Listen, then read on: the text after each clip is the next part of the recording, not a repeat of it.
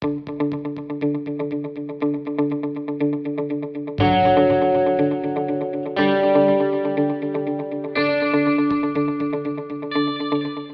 back to the Elite Performance Podcast. Today on the episode, we have the movement Miyagi himself, Shawn Myszka. Shawn and I discuss all things movement and how Shawn structures and organizes his movement training for his NFL athletes. We discuss everything from motor learning and skill acquisition and how you structure practice or training will dictate the athlete's ability to retain and transfer those skills learned or worked on in practice, and how those skills are transferred and retained to the heat of the battle or competition, which is what we're all after as coaches. So it's just a wonderful interview. Shawn does a great job of just going really in-depth, detailed answers. We peel back the layers a little bit on a number of different topics that I know, I've been wanting to get into deeper with Shawn. So a wonderful discussion today, and I think you will gain a lot out of it. As always, if you learn something from today, please give Shawn a little shout out on social media and thank him for his time and also his honesty and openness to these questions that we asked him. So I hope you guys enjoy. And without further ado, let's get to Shawn. Today our guest is Shawn Myszka. Shawn, how you doing today? Oh, I'm blessed and living the dream, my man. How about yourself? Hanging in there. Glad to get an opportunity to talk with you. So let's start. Let's give a little background about yourself and how you got to where you are today. Yeah. For me, my story probably isn't that much dissimilar than most across our profession. However, it is that we define that profession, strength and conditioning, coaching, athletic performance enhancement, whatever it might be. You kind of hear the trends or the generalizations that can be made, and it's really not too different for me in that way. I'm a former athlete that am a much better coach and teacher, I believe, than I was an athlete. But I just always had this natural inclination to want to help others improve and to achieve the highest levels of their God-given potential. And that's something that I've always been very passionate and energetic about, really from the start. Being a former athlete, then turned relatively high level, if you will, amateur bodybuilder. That was very short-lived and short-lasting. And so that actually ended up being a very big blessing in disguise. So I do have a bachelor's in health promotion, a master's in performance enhancement, and hopefully looking at getting a PhD here in the very near future. But for me, it was always that connection along with movement that I was truly fascinated about. Everybody kind of has their little niche or niche, whichever way you want to pronounce it, that we kind of fit or fall into. And for me, I was always super fascinated by the coordination and the control and the extraordinary feats of athleticism that the athletes at the top or highest levels of qualification and mastery truly displayed. And that kind of leads me to where we are today, because that kind of opened Pandora's box for me, that investigation of movement, where sport movement behavior really emerges from and how we can go about influencing it was something that I just naturally always gravitated to. And I had a unique opportunity really from the start, because I went to a Division III college where at the time strength coaches weren't really, commonplace at that point.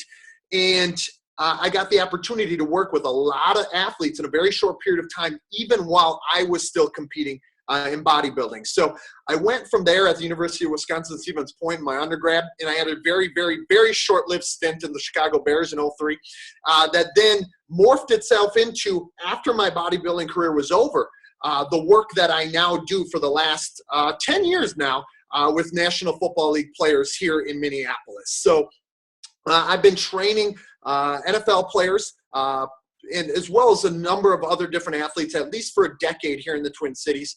But I've been specializing in NFL players for about the last 8 or 9 years. So, I've had an opportunity that I'm very blessed with, extraordinarily blessed with, to work with some of the biggest names in the National Football League, often which I don't try to drop very often, at least. And so I apologize if that happens anywhere throughout the podcast, but I'm definitely not trying to do that. But it's just something I'm extraordinarily blessed and grateful to the good Lord for, because, I'm truly living my dream out every single day now, being able to work with those athletes who end up trusting me with their livelihood. They end up trusting me and with their performance. And that's something that I just can't say enough of. So that was kind of a long, rambling, winded answer towards what you were asking in regards to my background. But again, I appreciate you having me on, and I'm really excited to see where we can go with this combo. Yeah. So you talk a lot about a movement first approach, and even your Twitter name is the Movement Miyagi.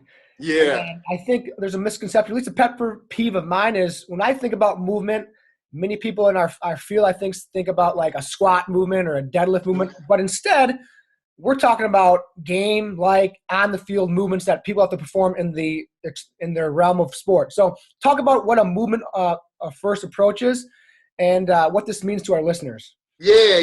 I love it because you hit on a couple of key points in there, my man, because too often in this field, I think we pigeonhole ourselves into measures or means or methods oriented around general motor abilities or quote unquote physical preparedness. But in reality, when all is said and done, at least my athlete and any athlete I've ever met, the majority of things that they care about, the things that we should cater our means and methods and our approaches around, is getting them better when and where it counts. And for me, that happens to be for a 3.5 hour period of time on a Sunday afternoon. For your athletes, that might be different, but what stands out there is performing when and where it counts, which is in the sport arena. And I find it all the time that, we get very far away from that often in this field. Again, no matter where we exist or what sub-discipline we live in of athletic performance enhancement, we often get in our little silos where we're not actually using at the center of that silo or that center of that focus, the movement that takes place, the coordination, the control, the organization, and execution of that movement in response to the ever-changing environment of sport.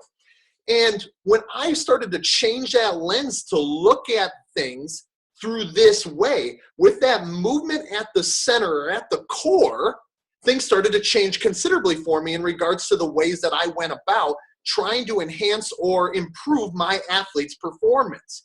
It was Sif and Verkhoshansky way back in their all-famous book, Super Training, that said, sport really is a problem-solving activity where movement is used to produce the necessary solutions. And that's a quote, dude, that I live by each and every day.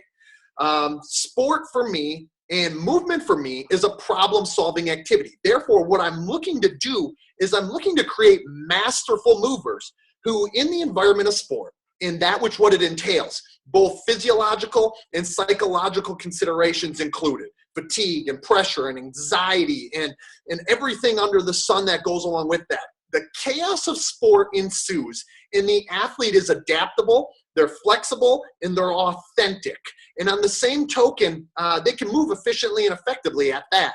So everything that when I talk about a movement-centered or movement-focused approach, it centers around creating athletes who are masterful at their craft and allowing that movement then to dictate everything else that we do, both our strength training, our agility training, our mental set towards it.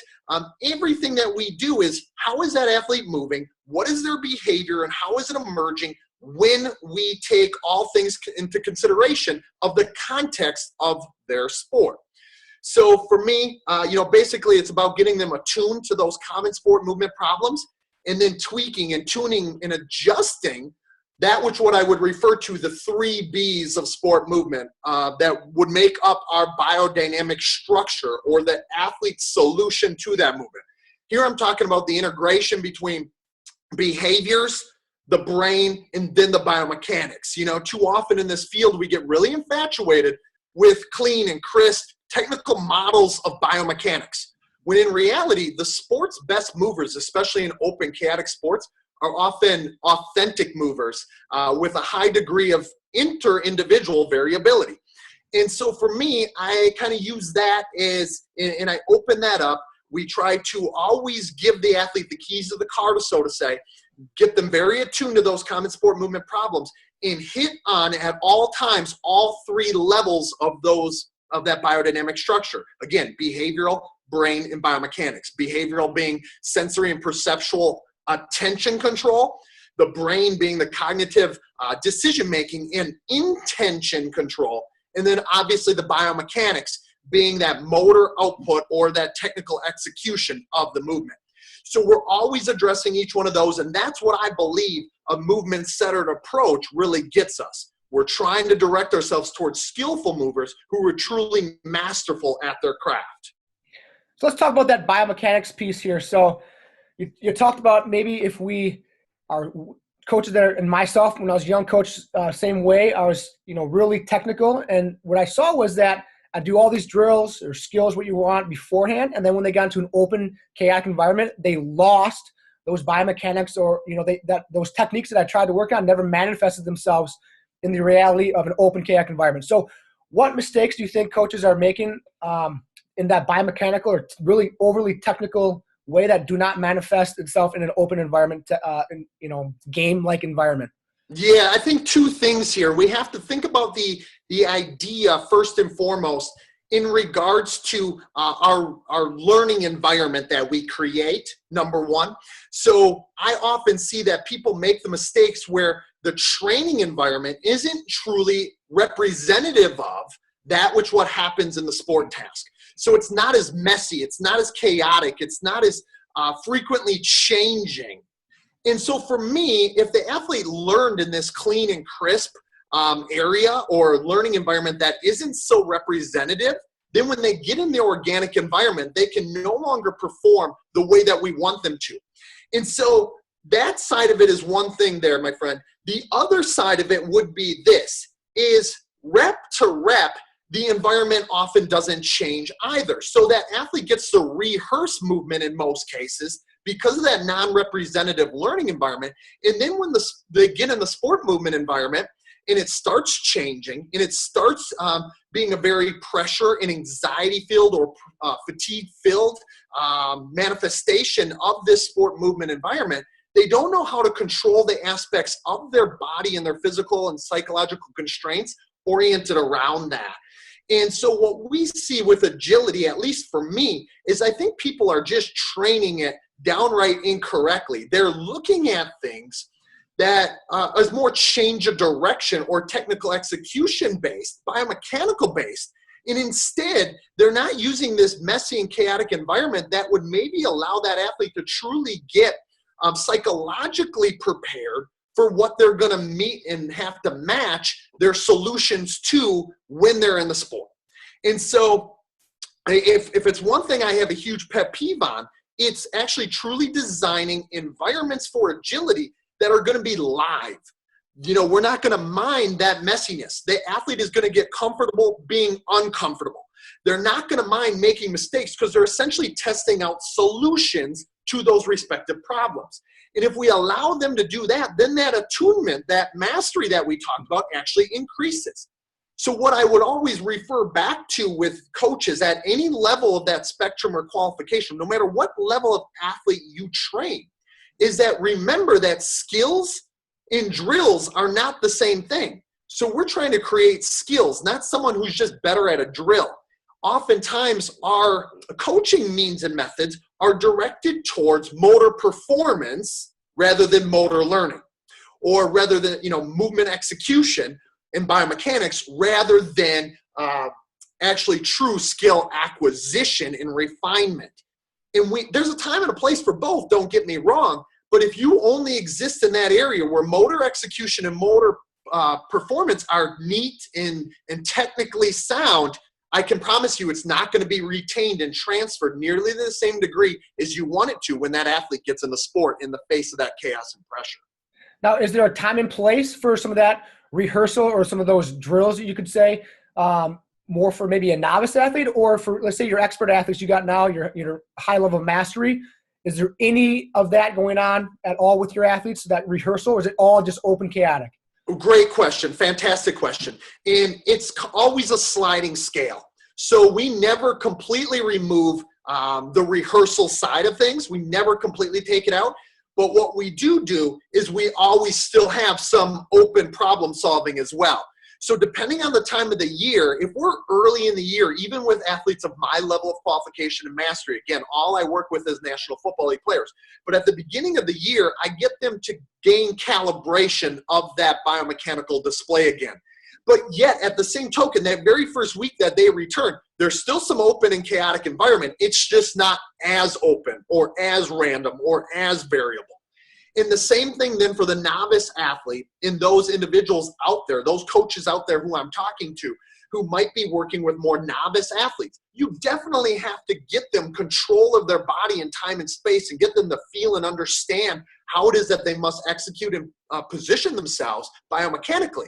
But on the same token, never keep it fully removed from what is going to occur when they get out in the sport. Some of that always has to be trickled in there. Otherwise, it's never truly a movement solution. It's just going to be rote repetition. And that biomechanical repetition by rote was proven long time ago to not necessarily have nearly the same efficacy as it would if it got a little messier even right from the start. And what you're kind of talking about a little bit here is, kind of manipulating the contextual interference of your athlete's training session. So you've touched upon, parts of it, but just discuss exactly what you mean by manipulating contextual interference of the training sessions or your agility sessions or speed sessions. Yeah, for sure, no doubt. Really on a base level, what any ideas of contextual interference really start to speak on and really peel back the layers on is the idea from Nikolai Bernstein way back in the 60s of this. You probably have heard me talk about it because I preach about it all the time on Twitter. So if you see this Movement Miyagi guy rambling on about a repetition without repetition type of practice structure, this is exactly what I'm referring to. And what I mean is that every single rep is changing in some way, shape, or form at one of those 3 B's levels. So either at a behavioral, in a sensory and perceptual level, a brain and a cognitive decision-making level, or the biomechanics and the motor output level. So every single repetition that is performed, rep without rep, means that we are changing the context and the constraints. We're manipulating constraints. So we're inviting new actions to emerge from the way that the athlete is interpreting, feeling themselves in the problem, and then looking for solutions and then carrying out the solutions. So they're able to kind of test those strategies that they may have for being able to solve the problem and make minor adjustments towards optimization each and every time. So really what I mean by that is to take it another step further is we don't just practice in a block type of fashion. Even if we're looking at a relatively simple task, we're still looking at changing some area of those constraints. So if anyone out there is listening and you haven't looked at the dynamical systems theory or ideas of ecological psychology or Carl Newell's constraints-led approach, I would implore you to do so, because this is really what it starts to open up this idea of contextual interference for us. It tells us that what we want to do is get an athlete who kind of hovers in this area where they're constantly perfecting or optimizing the means of their solution. And so we might change in an agility context, because we've been talking about agility here a little bit. We may change the angle that a stimuli is coming to. We may change a distance that the athlete has to accelerate and then decelerate at. We may change the angle that they have to change direction to or from. We may change maybe the amount of stimuli that are out there in the environment. We may change intention of what the athlete has to do. So all of a sudden, I just named 5, 6 things that the athlete could literally change rep to rep. And what we do is we get a solution then from the athlete. We give the athlete the keys to the car rather than making them just repeat in a rote repetition type of fashion this means of execution, which we often see. So one thing that is maybe my biggest pet peeve beyond dumb agility ladders, but my biggest pet peeve is probably athletes or coaches who just set up athletes in an assembly line type of fashion and just have them on the same cone drill, rep after rep after rep, perform and perfect it.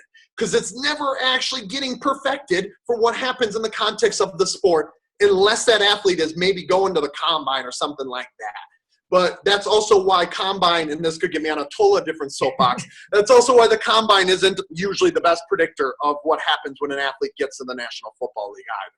So for some of our college coaches or high school coaches that have, say, 20, 30, 40 athletes in a single group, are you trying to say, like, say you're doing an agility day and they have some cones out there, say on a cone drill, right? Mm-hmm. So you're saying after every rep, maybe change where the cone's located or the Bingo. distance or the angles. Those are easy ways to manipulate the environment. 100%, my friend. Even if you're just talking about changing those two minor constraints, all of a sudden you change the entire movement behavior considerably. So athletes don't start to get this prediction hypothesis, if you will. They don't just have to repeat the means, they actually have to repeat a solution. So they have to figure out ways at that 3B level of that biodynamic structure. They have to look at different things at different times. They have to prepare their intention differently in their movement strategies differently. And then they actually have to carry out the motor execution in a slightly different way. And even if it's slightly different, it's still different, because we know that no two problems that are ever found in sport are identical. And that's the whole idea that, again, I'm giving Nikolai Bernstein, God rest his soul, a whole lot of love right now, but rightfully so, because he would have told us this in regards to movement variability long ago. Awesome. So with movement variability, or, the term now is reactive agility, what are your favorite things to do? Like, obviously, reacting to a human is probably the best thing, right? To be able to 100%. react to body language. So give us some thoughts on the other hot thing now is this light agility, right? So yeah. Talk to us how that approach is short-sighted and not optimal for reactive agility or building a great movement variability. Yeah, and I love the question, and hopefully none of them or none of those companies are your sponsor, because you might lose them after this point.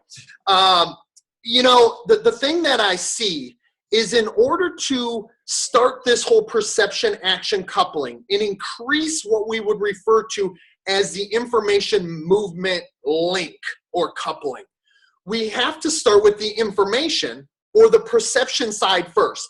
And if that information is non-representative, then the movement and the action can never truly get linked in the same way to that information. And so for me, if the information is inaccurate or imprecise or just flat out wrong, like a light. The last time I checked, when Adrian Peterson has to cut on a linebacker in the hole, there ain't no light blinking behind that linebacker at the third level telling him which way to go. He's got to read, he's got to recognize, and he's got to respond to the athlete's, his opponent, his stimuli, body language, kinematics, behaviors, their speed, their placement on the field, all of these types of things. And those nuances are what creates his solutions. And that will be our only way to determine if it is the most accurate solution to be carried out. So these affordances for action that we often talk about in agility really stem from the information.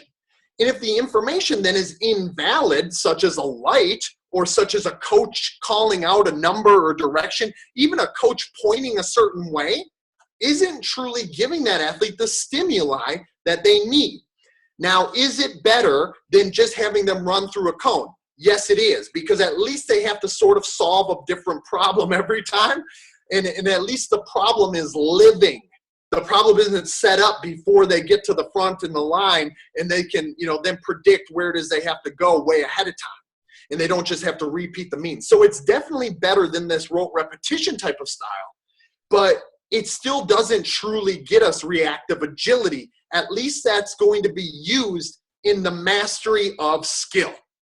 And, that skill being that which what they will have to do to respond to a stimuli that, again, is representative of that which will be faced on a Sunday afternoon. So that mental processing or perception is clearly representative of a human. So drills like where you got to maybe do a math equation or remember a color left or right, those do not transfer. You feel won't transfer or develop the brain aspect of your 3Bs as well as a person, right?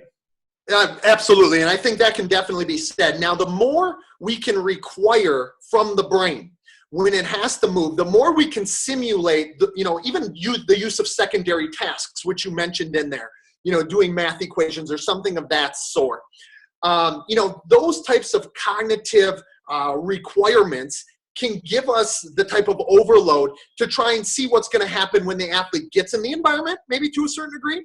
But it's not necessarily going to contribute to the exact solution in the solution formation or the movement coordination and control that will emerge when an athlete must read and recognize different aspects of that problem or of that opponent in sport. So to play devil's advocate here for a second, Yeah. I'm sure some coaches might be thinking then the best thing that athletes could do is maybe play their sport, or say a receiver running a route and a D-back, like you said, every time the D-back will be in a different position, press, off, inside alignment, outside alignment. So how can we differentiate between with what our goal as a strength coach or our jobs or our expertise, and how can we bridge those two gaps from strictly playing the sport, I guess you could say, which would be the most optimal, versus in our setting? How do you approach that? Are you working with your athletes then? You're the one, you probably got a good workout yourself, huh, with your athletes? Yeah, because that's kind of the way. I'm glad that you actually said that about me training with the athletes, because what I do is, because I study and break down their movement patterns and behaviors so with a fine-tooth comb, like at such minute level, I then can set up the stimuli accordingly. And so for me, we kind of exist in that middle ground that you just talked about, between the sport and a step underneath that, where I can set up the problem of the stimuli based on what that athlete's weaknesses are. And now I understand and realize that in a group environment, that doesn't work nearly as well. I get that, okay? And I have some videos that have kind of touched on this in the past. But what you can do even in that case is you can start to, direct your feedback, direct your instruction, direct ideas of observational learning in your demonstrations, much in a different way than just playing the game would allow. So we get that athlete to start embody that movement solution and that movement skill at a much deeper and engaged level. And we can still be very deliberate and have kind of a deep practice where we're trying to detect and correct errors. Even, those proponents who live on, or those pundits and advocates who live on either end, whether it's from a top-down type of processing or bottom-up type of processing, either way, no matter which field you exist in, we can still practice deeply and get the athlete, kind of guide his discovery, his or her discovery, that is, towards different aspects at that 3B level that often isn't required when you just go out and play the sport. Because I'll ask him or her certain questions like, what did you feel there? Or what were you fixated on? What do you think would be a better way to produce or organize that solution? Those are questions, my friend, that often are not asked at a sport practice, or if you're just going out and doing free play. So you can still address it and exist somewhere in the middle there, but realize that no matter what you're doing for your sport movement enhancement, it still has to have some level of messiness, and it still has to have some level of chaos.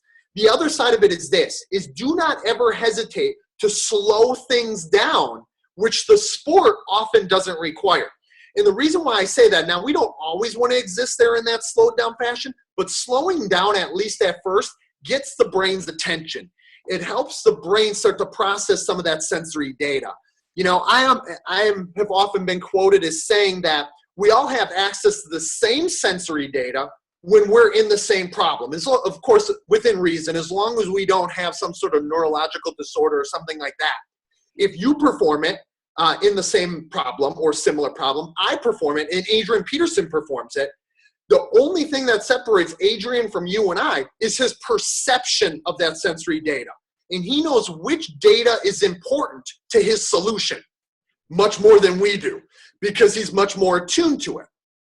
And so we, at first, have to allow that athlete to find that sensory data or find the perception and gain the understanding of what the information means. Otherwise, they just become inundated with all this sensory data that's coming in.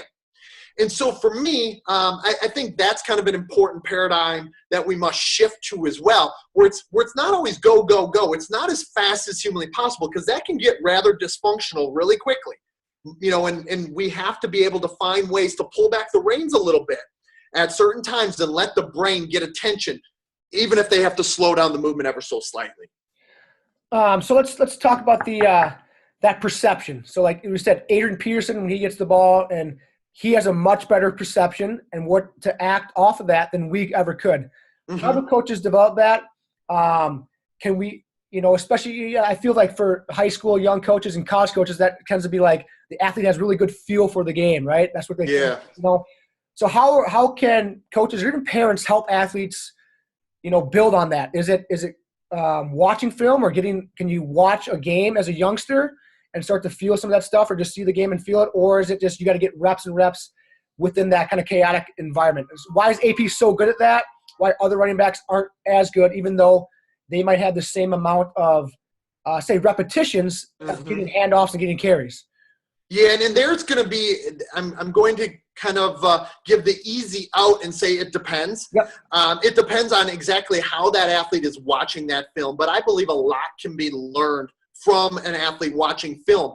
But as they do that, or even if it's observational learning and it's live, or it's observational learning and modeling, and an athlete is watching themselves perform, they should be able to see themselves, how they would perform differently, or what types of things they might have been looking at, or what they should, keep their attention fixated on. And I think even then, as coaches, or like you mentioned, parents in there, you can even ask athletes, what were you looking at there, or what did you feel, and even that, instead of asking how did that feel, just asking what did you feel is a totally different question. Or what were you looking at, or how was what you were looking at then manifesting itself into what you were thinking, and maybe what you were trying to produce as a solution.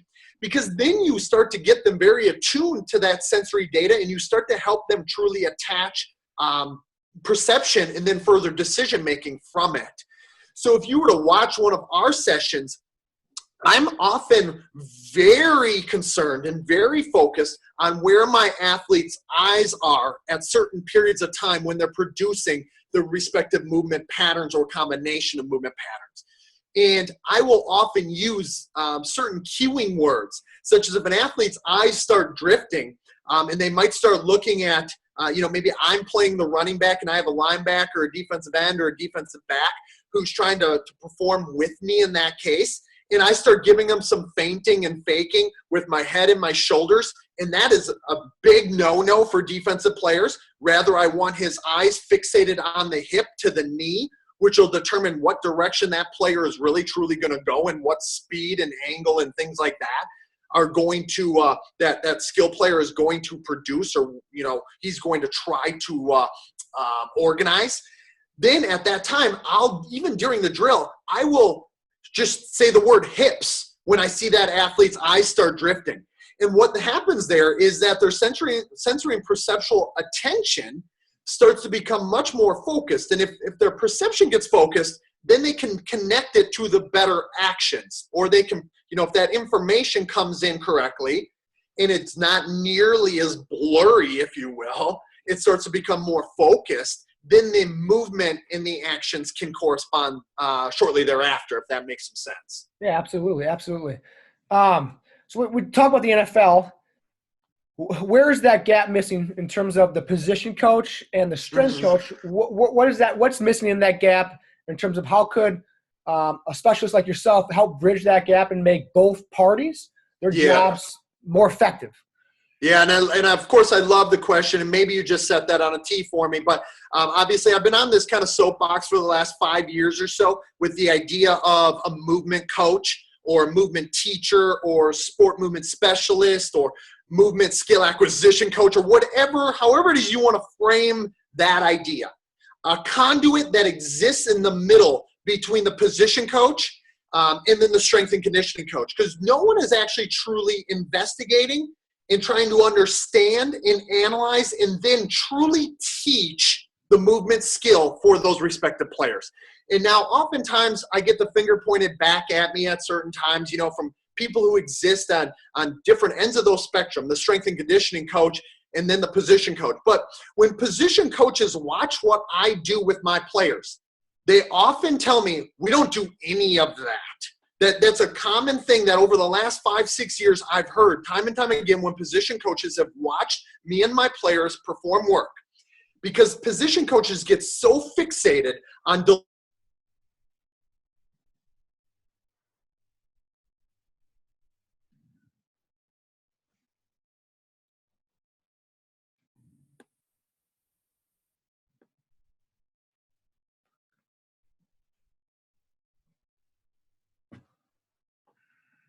almost always lumping all players into the same category.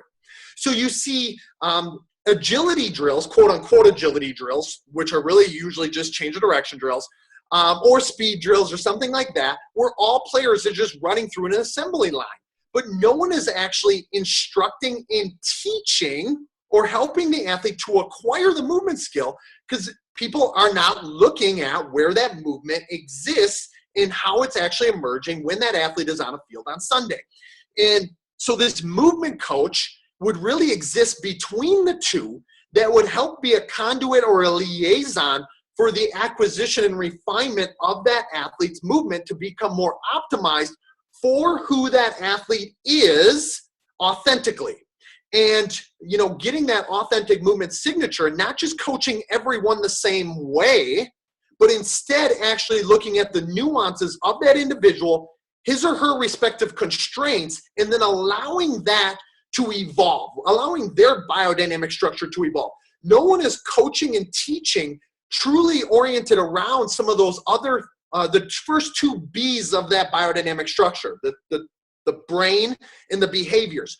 Oftentimes, we're just looking at this biomechanical motor output and thinking we can impact it without actually truly directing that athlete's attention and intention.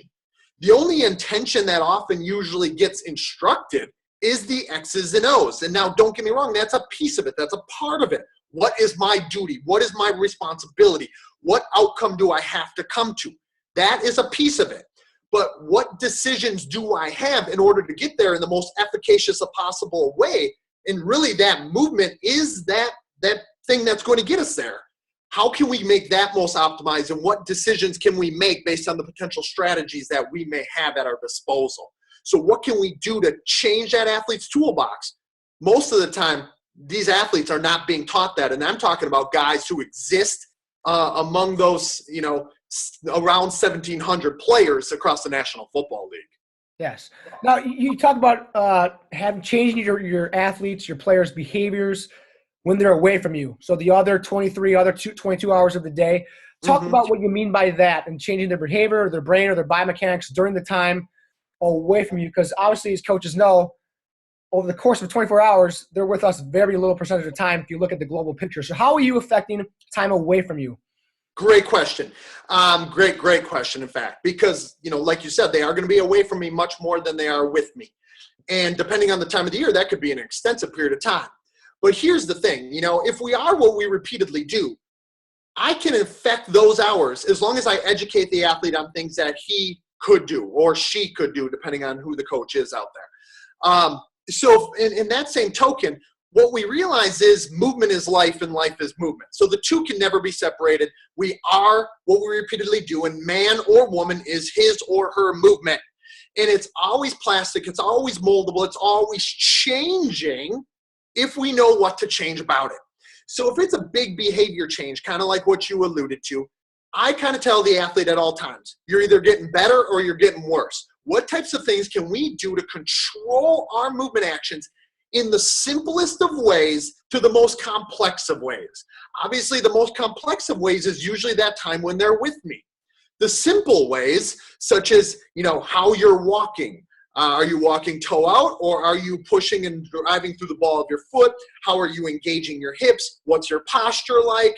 What about when you're sitting? What about when you move side to side or you try to reach for something? What's your breathing like? All of these types of things can go to impact their movement when they get with me in the complex environment. So I try to affect everything from the simple ways that they've always moved, knowing that that's going to create a foundation for what it is that I need to do for them when they get out on the field with me in the most complex and specific of ways. So I'm trying to really get the best behavior to manifest when and where it counts, but I do that in a very multifaceted fashion. So, you know, some would say that I kind of micromanage their movement, but, you know, there's like little old wives' tales about my players. Like I had a running back who a couple of years ago, like was cutting on people in the grocery store, you know, like, so he's like pushing his grocery cart and he's doing a power cut. Like he literally is talking to me on the phone, like on his Bluetooth, and being like, I just power cut on our little old grandma, you know, in the fruit aisle. And I'm like, what in the world is going on? But like the more you can get that athlete to live and breathe in their movement and to realize how impactful it can be if they just take ownership of every hour of the day, the closer we're going to get to true mastery. Awesome. Another part of maybe that of movement or just, improvement of an athlete's preparation is the warm up. And oftentimes a bastardized approach, 100 guys, no matter the position, a freshman, senior, they're all doing the same warm. How can we better utilize a warm up? And, where's the warm up apply for you as a coach? What are you trying to accomplish with that warm up? Yeah, and another great question there, because obviously a soapbox that I often get into, because I see the same old warm-ups, the same old, and I don't even call them warm-ups at this point, and I know it's going to sound like semantics to many of the listeners out there, but I call them movement preparation schemes. And I think there's something to that, even if it is semantics to you or to anyone out there, because what they're really trying to do is prepare themselves for the movement and the skill that must emerge when they get out on the field, whether it's in the practice setting or whether it's in the game. And so for me, once I started to kind of reframe this idea, instead of just warming up, we're not trying to increase, we are trying to increase muscle and body temperature and things like that. But really what we're trying to get is we're trying to prepare behaviors. And, for me, if the behaviors are going to emerge when they need to, when that athlete gets in the environment, we have to go from simple and general to complex and specific in that warm-up as well. And we have to go from slow to fast. And we got to go from, we got to hit all three dimensions of that athlete's movement.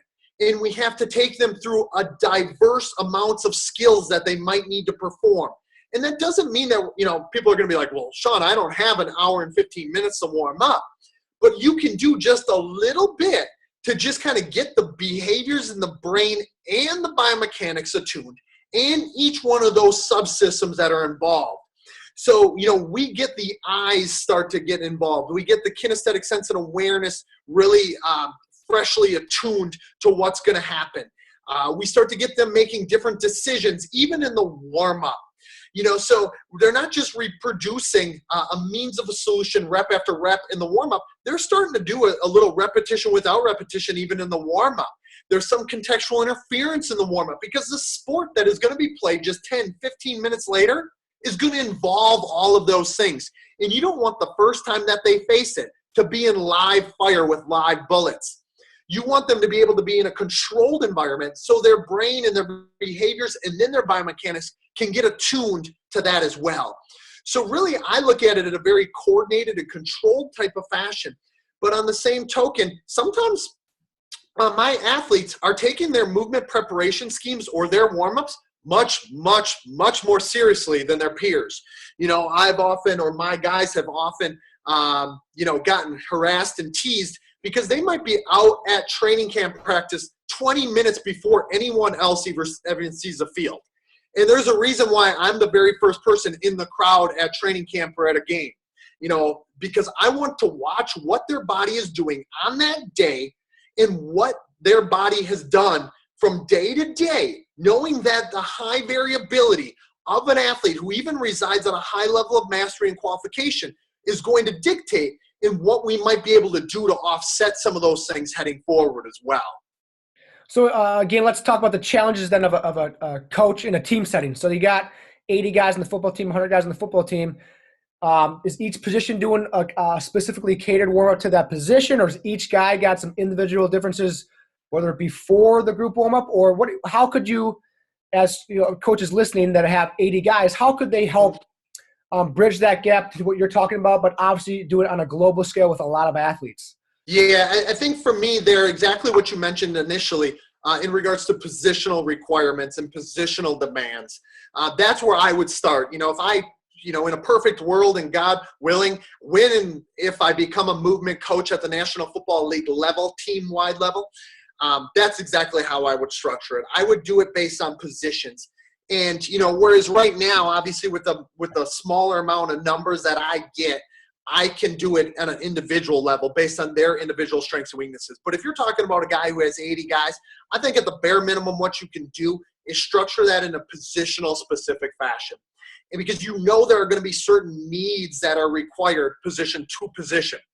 And so if you can even do that at a base level, you're going to be in a much more money spot than those individuals who have the whole team, the whole group doing the same thing.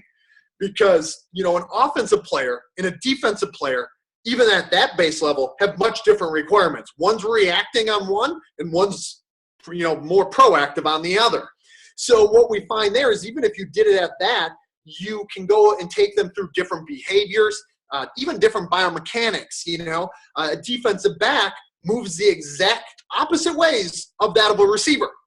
And so, you know, you're changing patterns that are going to maybe focus in on their positional requirements a little bit more based on what the position will dictate. That's awesome. That's good stuff right there. Shawn, you know, what would you say something that you're doing this year that's different than maybe years past? Anything that you've been, you know, dipping your toes in or doing more of this year than, say, in years past you haven't? Anything like that? Yeah. You know, and every year I kind of, this is something that I'm going to try not to toot my own horn with, but I try to change something every given year or try to recreate myself to a certain degree with each given year just to test out the theories and the things that I've been doing up to that point.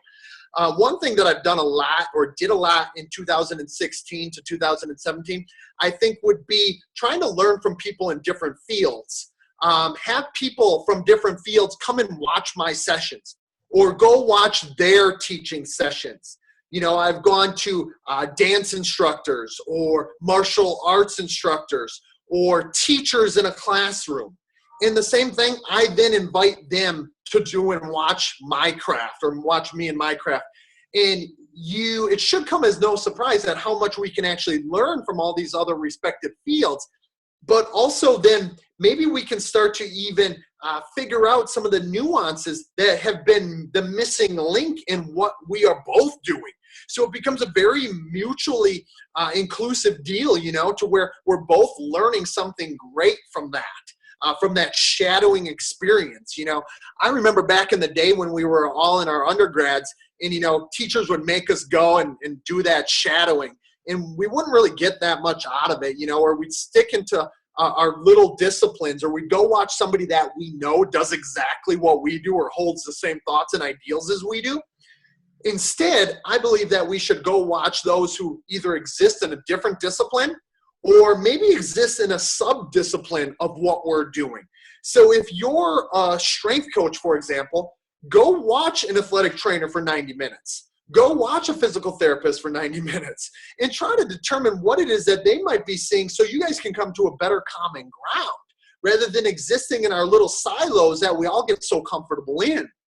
You know, and more specifically, like I said, one thing that I really learned from them was going into some of those other areas. People who were also teaching, but they were teaching in different ways. They weren't teaching necessarily for a chaotic sport movement environment.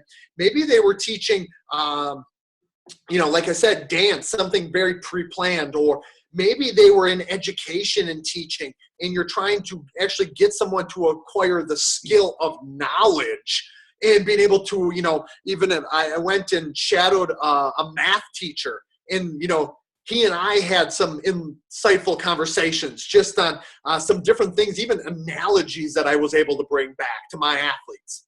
You know, so if there's one thing that I would say to do for everybody, it's kind of that challenge point, if you will, or somewhat of that call to action, like get out of your comfort zone a little bit and, you know, spread your wings and, like you said, dip your toes in the water on some different things. That's great. That's great advice for, all coaches to, like you said, get out of your comfort zone.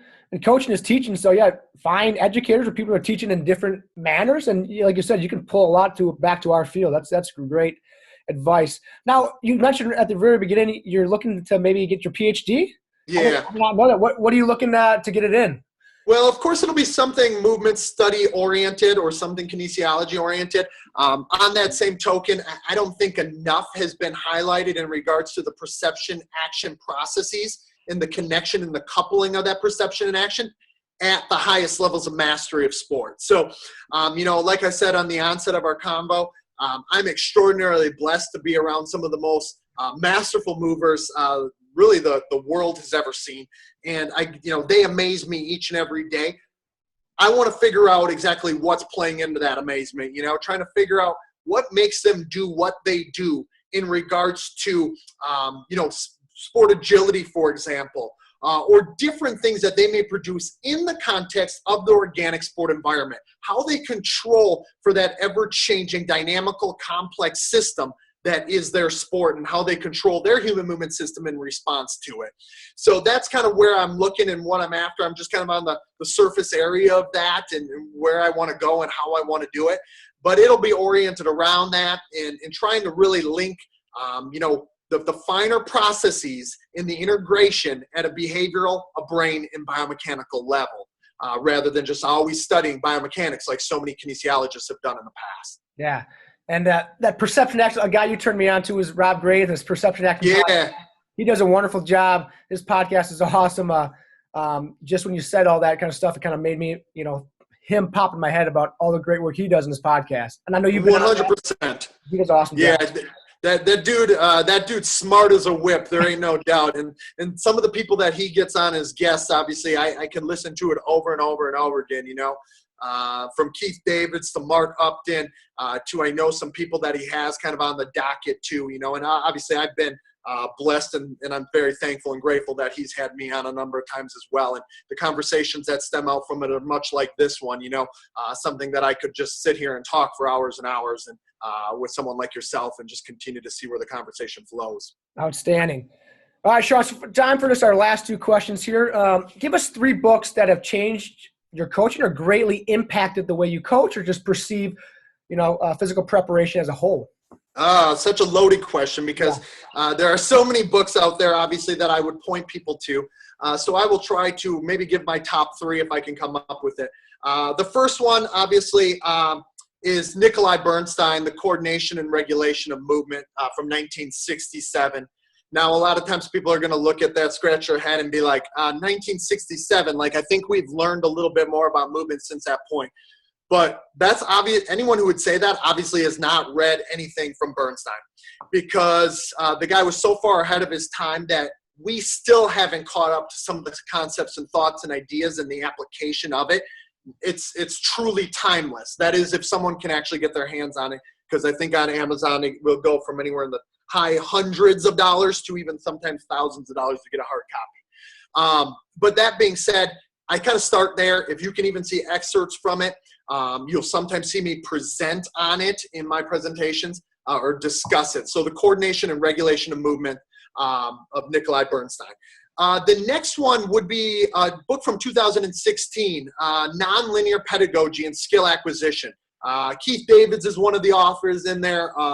Renshaw, Button, and I'm trying to think who else. But there was 4 authors in there, all ecological psychologists, nonlinear pedagogy, dynamical systems, complex systems types of theorists, as well as coaches and skill acquisition specialists.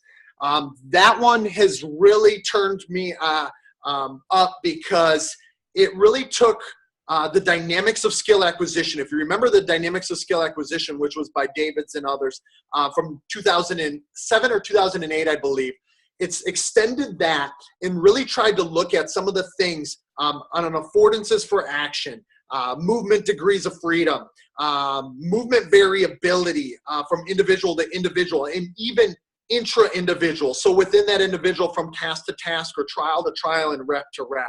It took that to a whole nother level. So that would probably be the second one that I would recommend. And then maybe the third one would be Joan Vickers, Perception, Cognition, and Decision Making.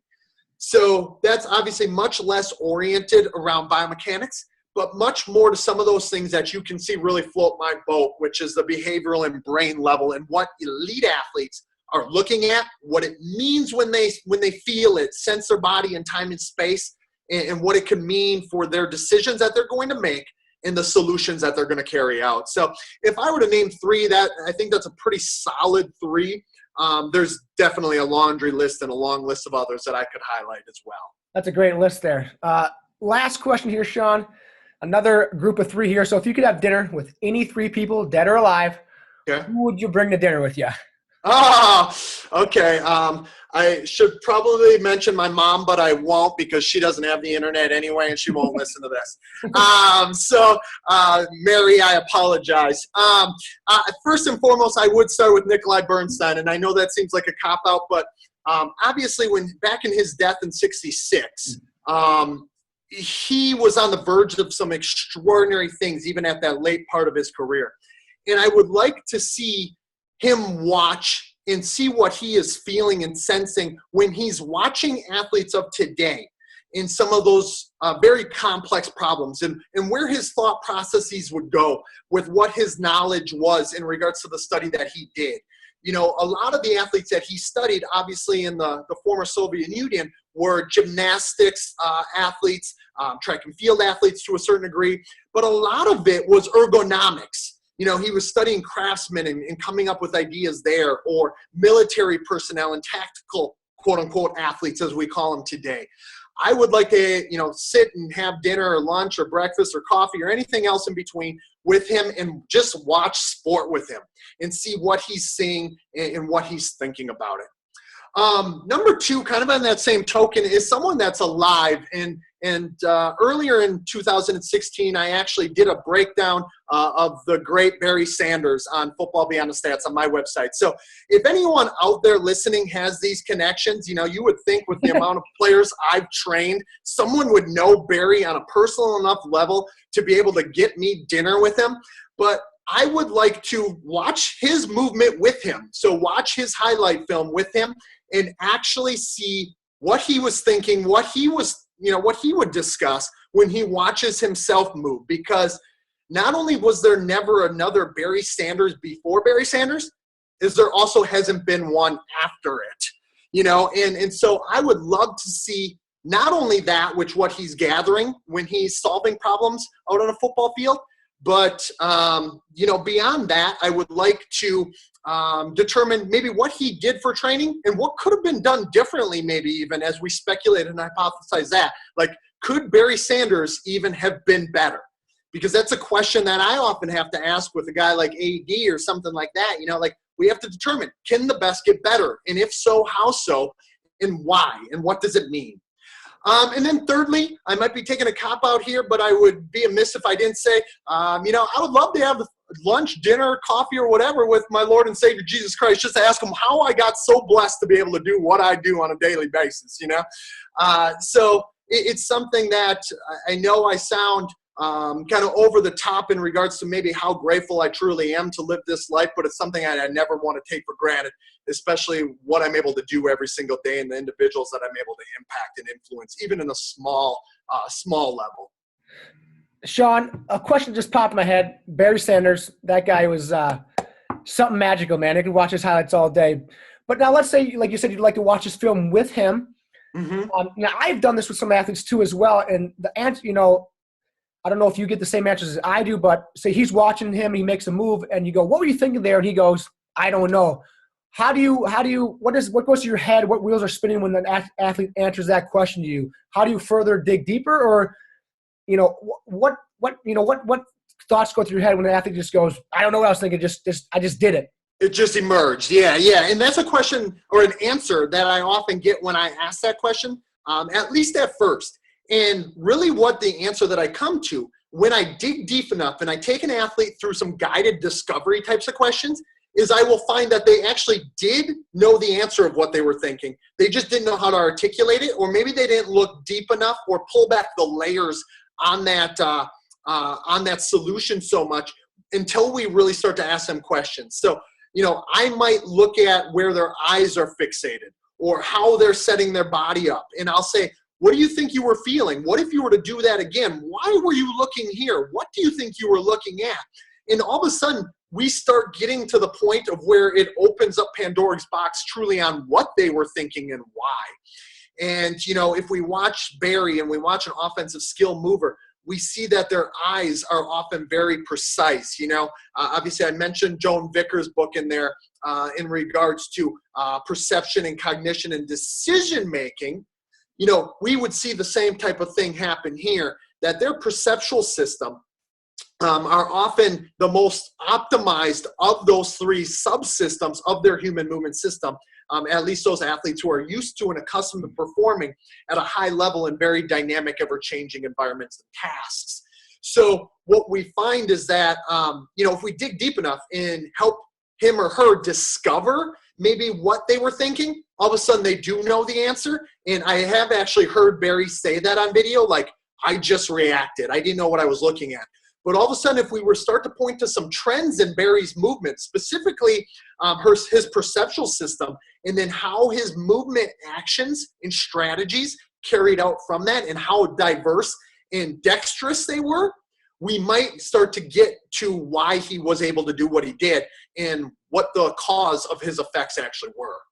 Yeah, that brings me back to like a concept or thought that, I try to preach to athletes, and I'd love to hear your thoughts on it, is that we say you watch Barry or Michael Jordan or guys in whatever sport endeavor, and they make some kind of ridiculous move, or like Michael Jordan goes to the hole and he gets hammered, but he throws it up and it goes in.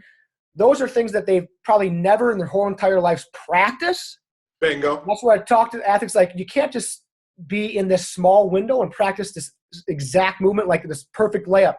Never happens in basketball. Or this perfect jump cut really doesn't really ever happen in football. Mm-hmm. So how these things that these athletes never practice once their whole entire lives, but in the chaos of the game, these movements emerge. That's all a result of what you're saying is this kind of approach that you're talking about, right? Is that what you're kind of Bingo. Well, 100%. So if we could have more than 100%, it would be. Because that's exactly what I believe. The best athletes, the most masterful of athletes, the most masterful of movers are often equally as masterful at novelty-type movement actions. And I believe it stems from them just getting so attuned in their biodynamic structure of their movement, having evolved to the point where they have such adaptability of the flexible aspects of that biodynamic structure. The flexible aspects of their movement solutions just become so flexible to the ever-changing task that then they might not have ever been in a situation even remotely close to that, but they find different nuances and ways, and their kinesthetic sense and awareness is such at a high level that they just have the ability to coordinate and control their actions, and that's really what emerges when that problem arises. And that's something that truly fascinates me as well. And, you asked that question earlier in regards to what's something that I did differently this year. A number of years back, as I started to look at some of really this main point of this issue, this repetition without repetition idea, and why I believe it creates masterful movers, I took an initiative maybe back in 2014, it would have been, if I'm remembering correctly, where I started forcing athletes into novel situations. And, some would look at what we did and they'd be like, you're risking injury, risking danger, this and that. Like, they shouldn't be in this awkward position. And what we find is, as well as I do, my friend, sport is not nice and neat and clean. And it's not so cookie cutter.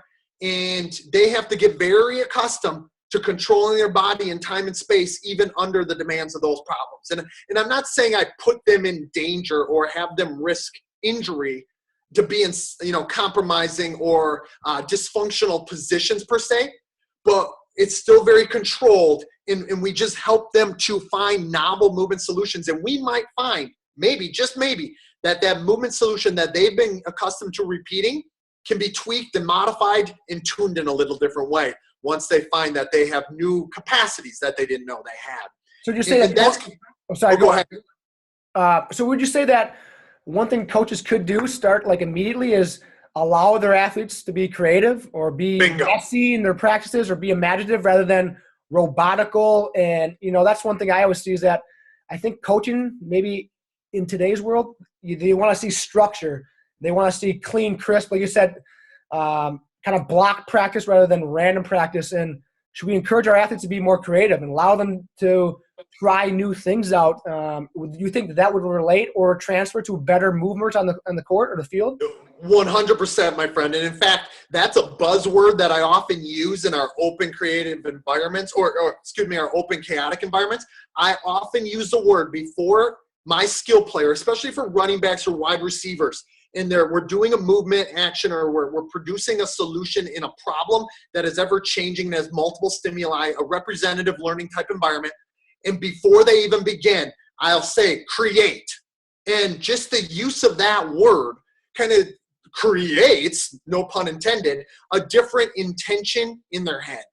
And I think oftentimes we get them so restricted on reproducing this idealized movement pattern that we don't know if it's actually ideal or optimal for that respective athlete. We want to help guide that athlete. That's really what nonlinear pedagogy is about, being a facilitator rather than truly an instructor. We don't know what our athlete's most optimal movement solution necessarily entails. And it probably, I've spent some time working with some of the best in the world. Even if I want to move like they do, that's probably not optimal for Shawn Myszka.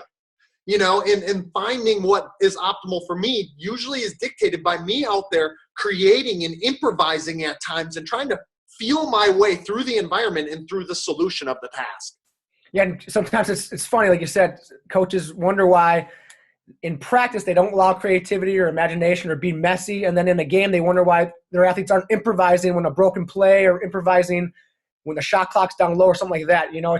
Those are connected, obviously, and I think that's a coaching gap that I feel like you are the best at, is bridging that gap and allowing coaches to realize that practice should be messy and creative, and that allows your athletes to improvise in the heat of the battle.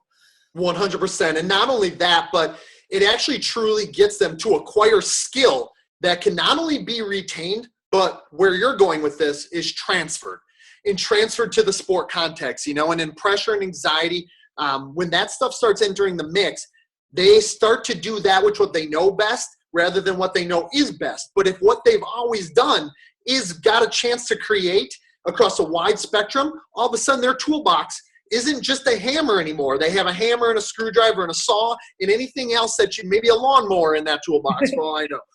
So Barry Sanders at times, obviously he was the most masterful mover of all time for a reason. And he wasn't stuck into one specific solution, one idealized movement pattern. And that's why I believe no mover has ever really rivaled him in that regard, because we've gotten very restricted and almost directed all of our instruction and feedback to some idealized movement pattern. And there's 7.2 billion people on the planet. We all aren't made the same. We all don't think the same. We all don't see the same things. Therefore, we all probably shouldn't move the same. And we know that Barry Sanders, I believe, is still the NFL leaders for most yards lost rushing. So if a coach tried to cut that in the ass right away, we wouldn't see that massive of a movie that Barry is. If they didn't allow him to make some mistakes, then we see this wonderful Hall of Famer, masterful mover that had all these wonderful plays. So sometimes, like you said, the messiness at the end of the day allows for that great creativity, that imagination like Barry was. 100%. Yes, I could not agree with you more. Well, Shawn, this has been awesome, man. I got a couple pages of notes here. A wonderful discussion. I really appreciate the time today. Where can our listeners kind of find you on social media, or if they want to learn more from you? Yeah, there's a couple different places. Obviously, you mentioned my Twitter earlier, and I'm constantly rambling and going on soapboxes specifically oriented around football movement in most cases, but movement in general. So you can find me at Movement Miyagi, and that's also linked to Movement Mastery, my brand website, which is at optimizemovement.com. There's both a free site there as well as in a paid site, content site, and oriented around movement skill acquisition and motor control theories and ideas. You can also find me then on YouTube. All of my free videos are on there, and that's just Shawn Myszka. So if you go to the Shawn Myszka, Myszka, YouTube channel, you should be able to find a whole heck of a lot of movement mastery or movement skill acquisition videos on there as well. And then footballbeyondthestats.wordpress.com, the world's longest URL. Footballbeyondthestats.wordpress.com. And there for the last 4.5 years now, I have been breaking down movement that happens at the National Football League level and talking about concepts as it pertains to football performance and movement on a football field. So those are the main areas that somebody can find me. And if they really are desperate to talk to me, I'm always welcome emails. It's Shawn, SHAWN, at optimizemovement.com. Yes, I encourage all listeners to go check out Shawn's websites. They're wonderful, just filled with great information and more detail what we discussed today. So, Shawn, thanks a lot, man. I really appreciate this. This has been wonderful. You got it, my friend. The pleasure is all mine. It's been an honor being on, and I could continue to talk to you if you had the time. But anytime you want to talk shop, you know where to find me. And in the meantime, obviously, keep living the dream and keep staying blessed over there. Thanks, Shawn. You got it, buddy. Please join me in thanking our guest today, Shawn Myszka, for his wonderful, wonderful interview today. Just a plethora of information and guidance and notes that I took down. I'm sure you guys all did the same. So, as always, please go on Twitter and follow Shawn at The Movement Miyagi and give him a shout out for his great work that he did today and he shared with us. So, without further ado, fuck me. Please join me in thanking today's guest, Shawn Myszka, for just a wonderful, wonderful interview. Shawn, just spilled the beans on all things movement and more learning skill acquisition and how to structure practices and training plans to better help our athletes move better in the realm of their sport. So I know I took away a lot away from this interview. I'm sure you guys did the same. So as always, please give Shawn a follow on Twitter at The Movement Miyagi and give him a shout out for taking the time and sharing such great information today. We will catch you guys on the other side of the Elite Performance Podcast.